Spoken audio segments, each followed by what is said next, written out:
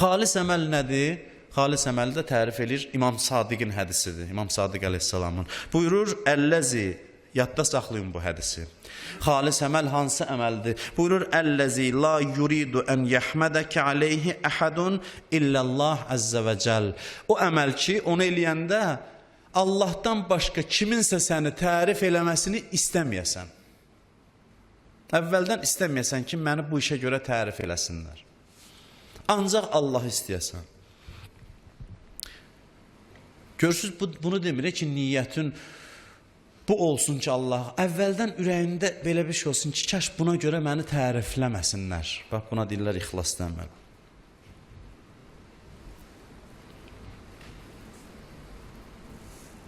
Tərif eləyəndə narahat olsun. İnsan özünü bu yerə çatdıra bilər, çatdıra bilər. Çatdıra bilməsəydi bizə deməzdilər bunu.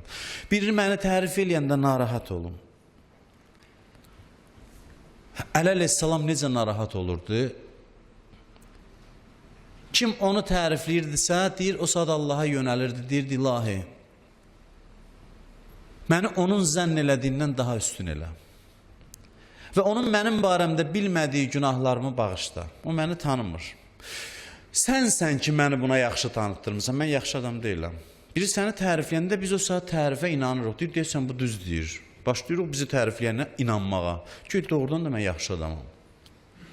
Amma bizi tərifləyən vaxtı biz Allaha yönələk ki, sən nə gözəl Allahsan ki, mənim kimisini buna gözəl göstərmirsən. Bu, əhl-i beytin məntiqidir. Ya mən əzhərəl cəmil və sətərəl qəbih. Həqiqətən də belədir valla.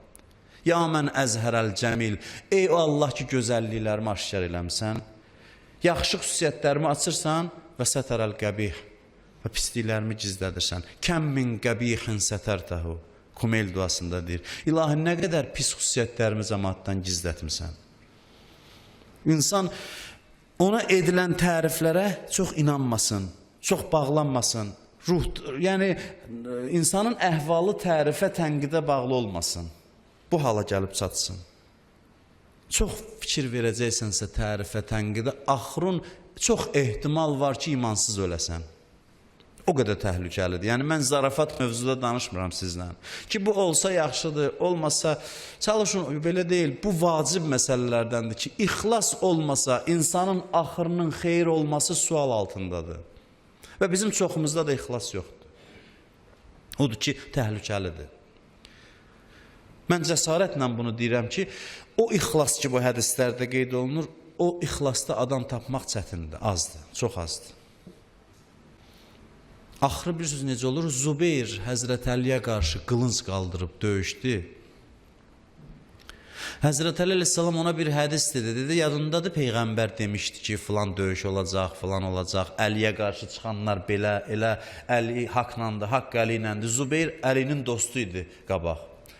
Danışmışam, hamı qaçanda Zubeyr Əlinin evini müdafiə elədi. Həzrət Əlinin evinə hücum çəkəndə bir dəstəsi qaçdı, bir dəstəsi də Əliyə itaət elədi, sakit dayandı, Zübeyir dözmədi. Qılıncını çəkdi, getdi və onu döydülər Mədinə küçəsində.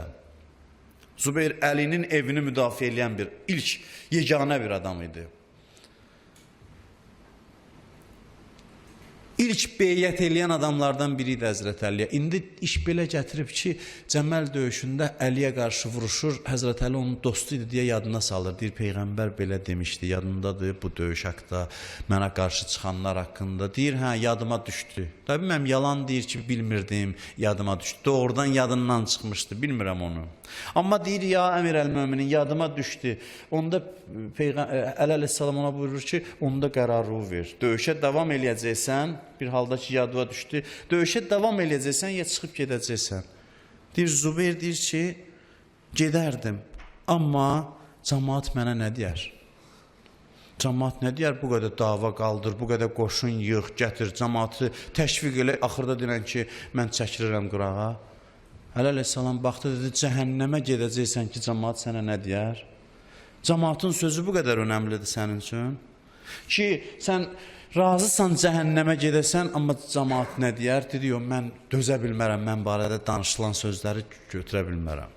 Görürsünüz, hara gətirib çıxardır? Cəmaat nə deyər? Adamı Əliyə düşmən eləyir. Cəmaət nə deyər? Gəlir axırda Əli əleyhissalamla döyüşür, axırı da elə olur.